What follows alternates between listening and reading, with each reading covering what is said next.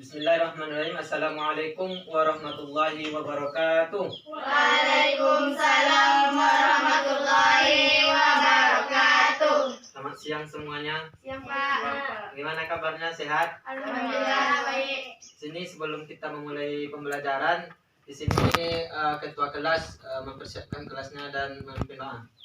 Siap Drat, beri salam. Assalamualaikum warahmatullahi wabarakatuh. Waalaikumsalam warahmatullahi wabarakatuh.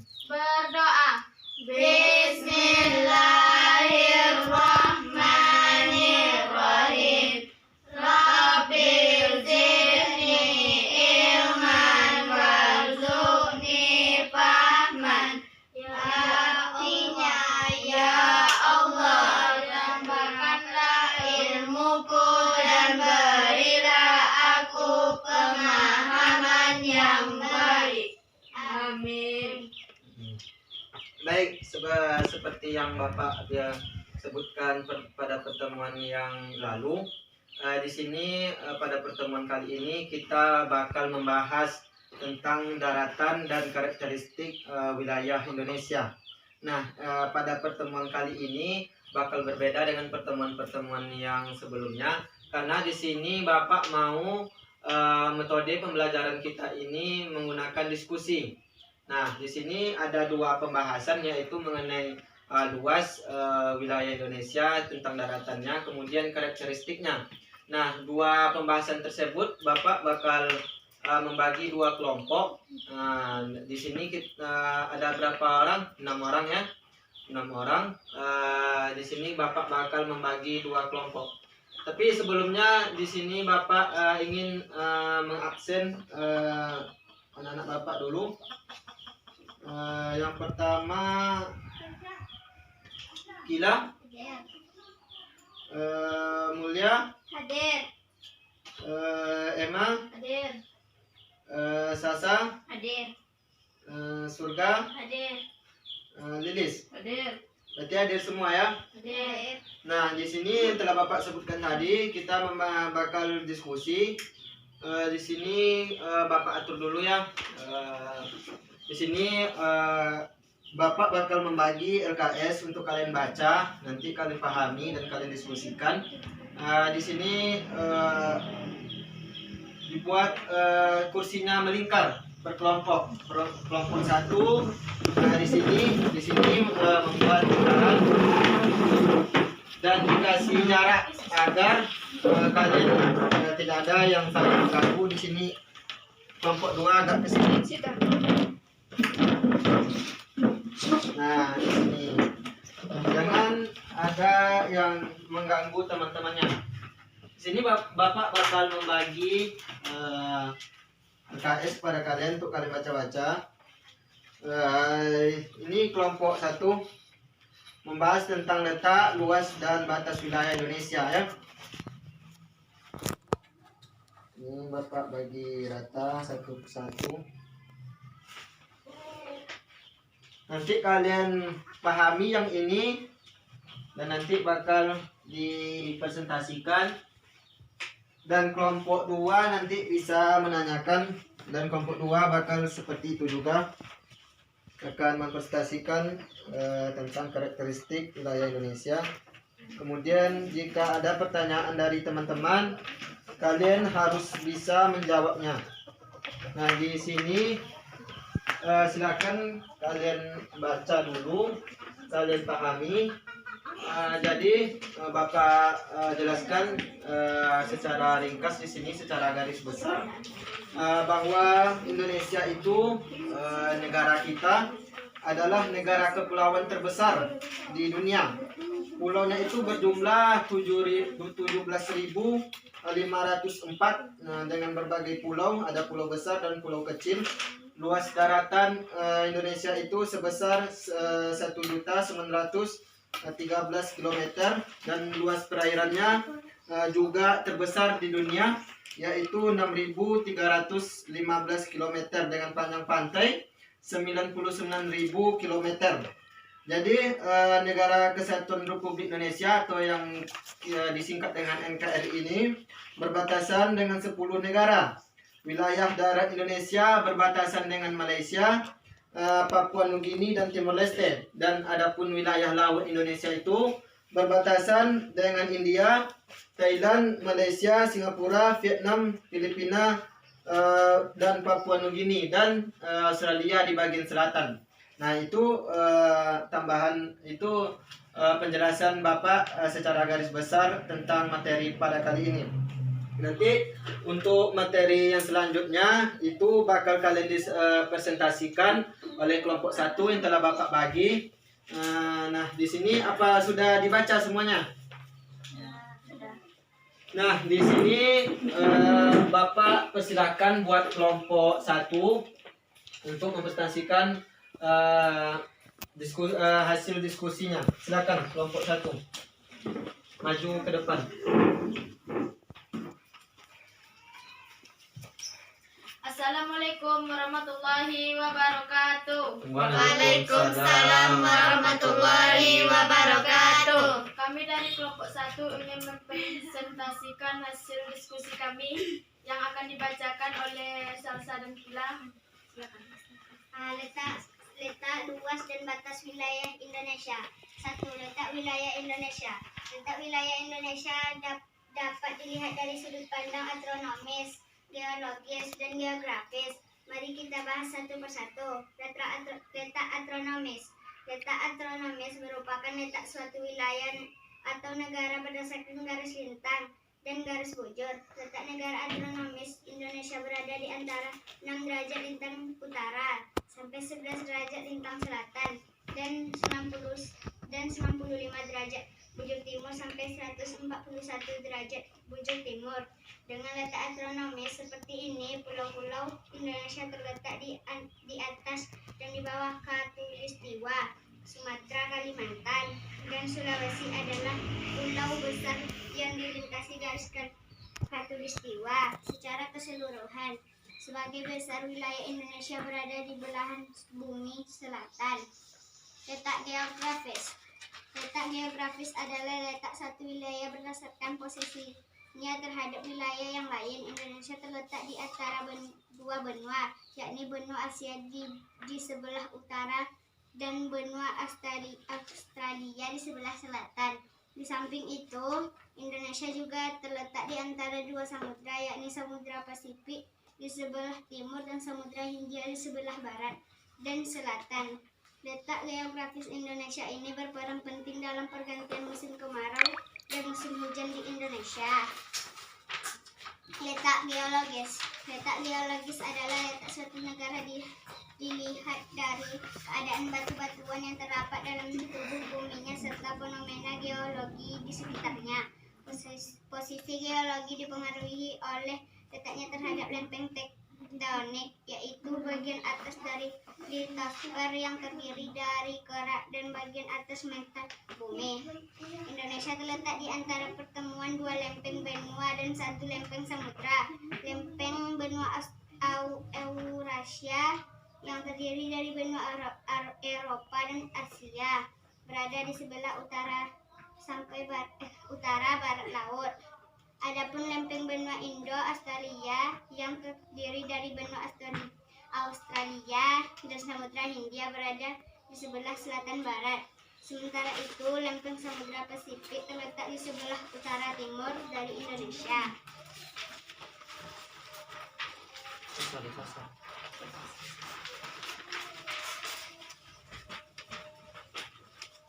Batas wilayah Indonesia. Suatu negara memiliki batas wilayah yang bisa ditentukan oleh sesuatu perjanjian dengan negara lain. Demikian juga dengan Indonesia. Negara Kesatuan Republik Indonesia (NKRI) berbatasan dengan 10 negara. Wilayah darat Indonesia berbatasan dengan Malaysia, Papua Nugini, dan Timur Leste. Adapun wilayah laut Indonesia berbatasan dengan India, Thailand, Malaysia, Singapura, Vietnam, Filipina, Pulau Papua Nugini, Australia, dan Timur Leste. Baik, udah. Terima kasih kepada kelompok 1. Di sini Bapak bakal membuka sesi pertanyaan di mana kelompok 2 Bapak persilakan untuk menanyakan tentang materi tadi, materi yang sudah dijelaskan oleh kelompok 1. Silakan kepada kelompok 2 untuk bertanya. Apa dampak positif dari letak geologis Indonesia? Tunggu. Siapa yang mau menjawab?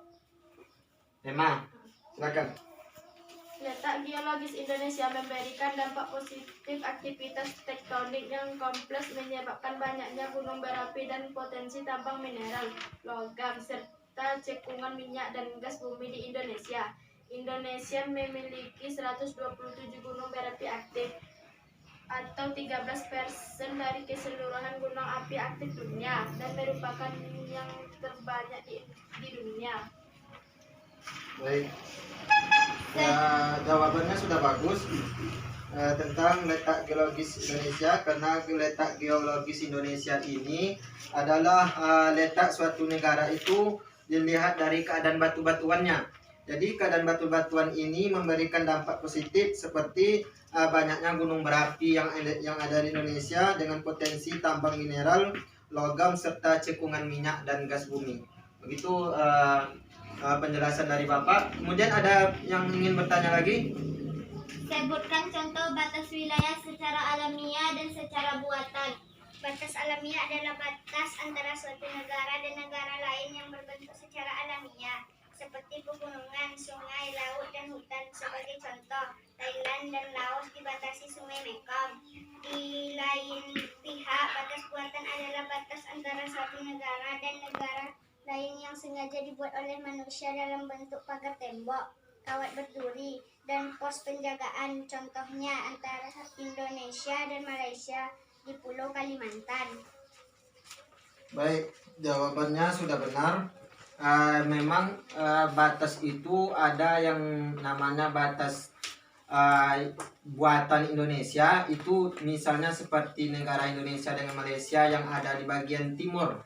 Di situ dibuat tembok menandakan adanya perbatasan antara dua negara, antara Malaysia dan Indonesia dengan Malaysia. Kemudian ada yang alamiah. Yang alamiah ini maksudnya berbatasan secara alam, yakni seperti bisa kita contohkan seperti Malaysia dan Indonesia juga.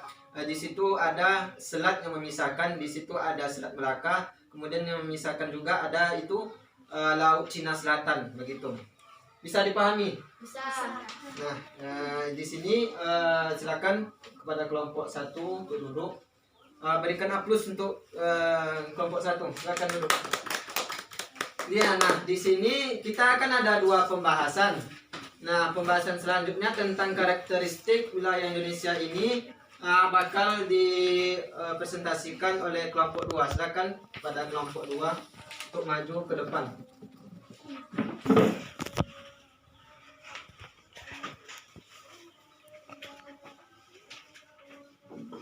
Assalamualaikum warahmatullahi wabarakatuh. Waalaikumsalam warahmatullahi wabarakatuh. Kami dari kelompok 2 ingin mempresentasikan hasil diskusi kami. Baik, Kepala Suga Ayuni dan Lilis, silakan. Karakteristik wilayah daratan Indonesia. Indonesia memiliki suhu rata-rata tahunan yang tinggi karena Indonesia berada di garis khatulistiwa. Sifat kepulauan dan pengaruh lautan menyerap suhu ekstrem tidak terjadi di Indonesia. B. Di Indonesia terdapat angin musim yang membawa musim hujan dan musim kemarau. Hal ini terjadi karena Indonesia dipengaruhi oleh iklim monsun akibat posisi geografisnya yang berada di antara dua benua, yakni Asia dan Australia, dan dua samudra, yakni Samudra Hindia dan Samudra Pasifik. Daratan. Penampakan fisik yang utama adalah pegunungan. Pegunungan merupakan rangkaian gunung yang memanjang. Indonesia menjadi titik temu 2 rangkaian pegunungan muda dunia. Kedua rangkaian pegunungan itu adalah sebagai berikut. 1. Rangkaian pegunungan sirkum Mediterania yang terbentuk akibat adanya proses tektonik lempeng sejak zaman Mesozoikum hingga saat ini. Daerah yang dulunya merupakan area laut Testi mulai menutup dengan bergeraknya lempeng Gondwana, yaitu lempeng Afrika, lempeng Arab, lempeng India, dan lempeng Indo-Australia.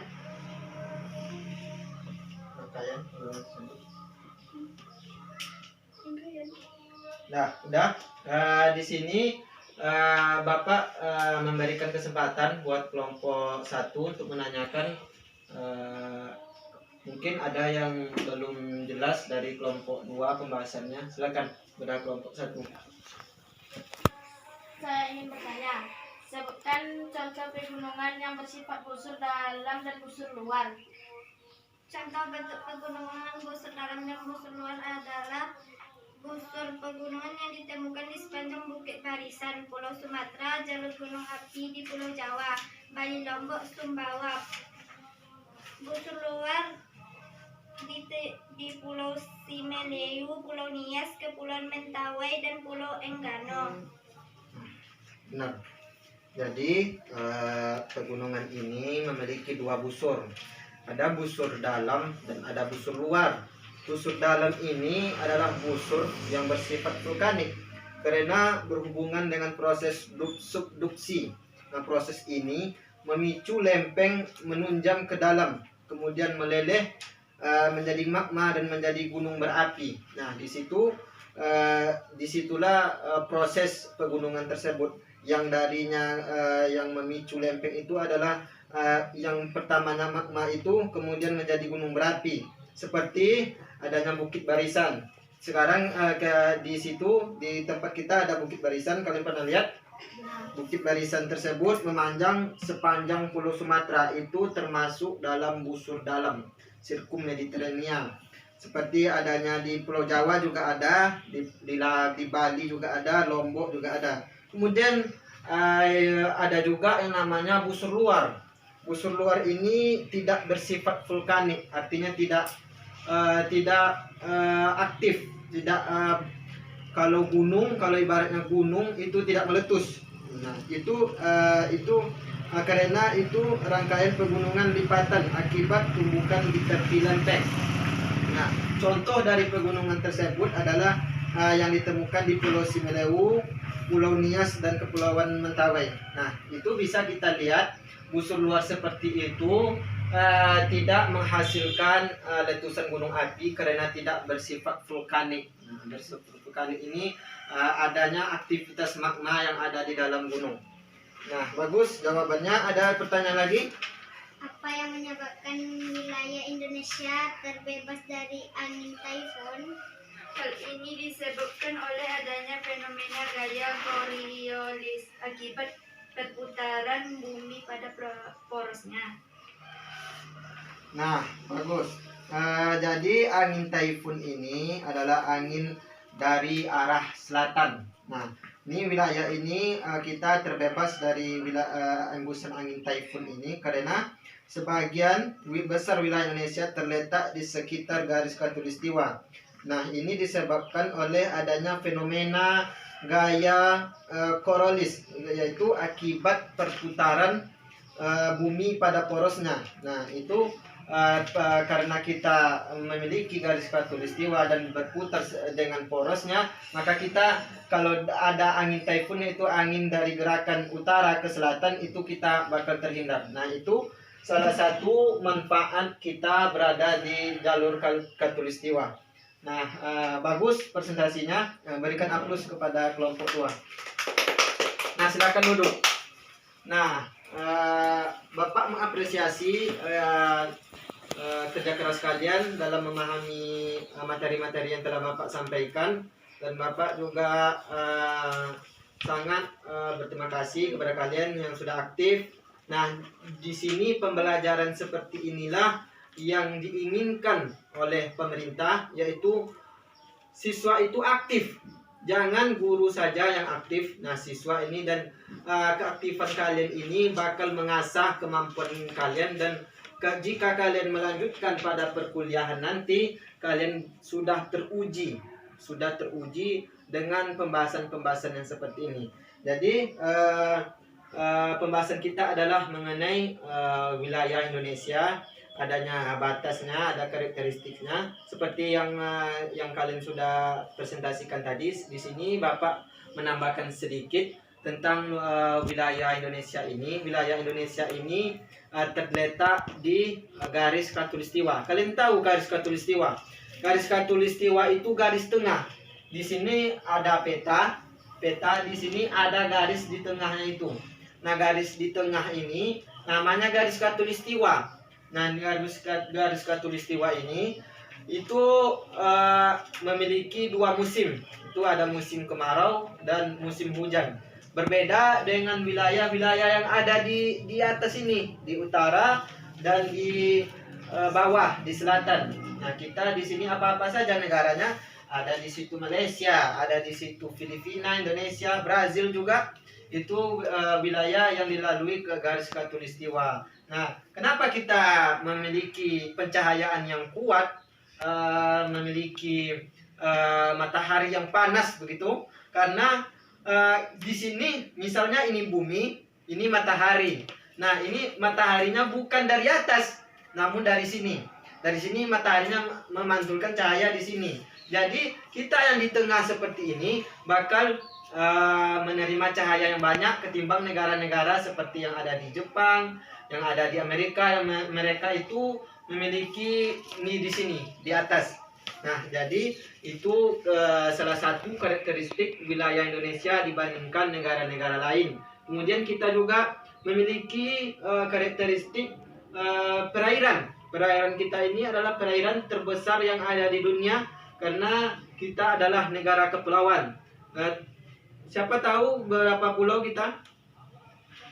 Itu ada 17.000 lebih pulau yang ada di Indonesia. Nah, ini jika dikelola dengan baik, maka bisa menjadikan Indonesia ini sebagai poros maritim dunia. Nah, itu pembahasan kita pada pertemuan kali ini. Dan untuk pertemuan selanjutnya, Bapak ingin kalian tugas mengerjakan tugas di buku LKS, kalian mencatat.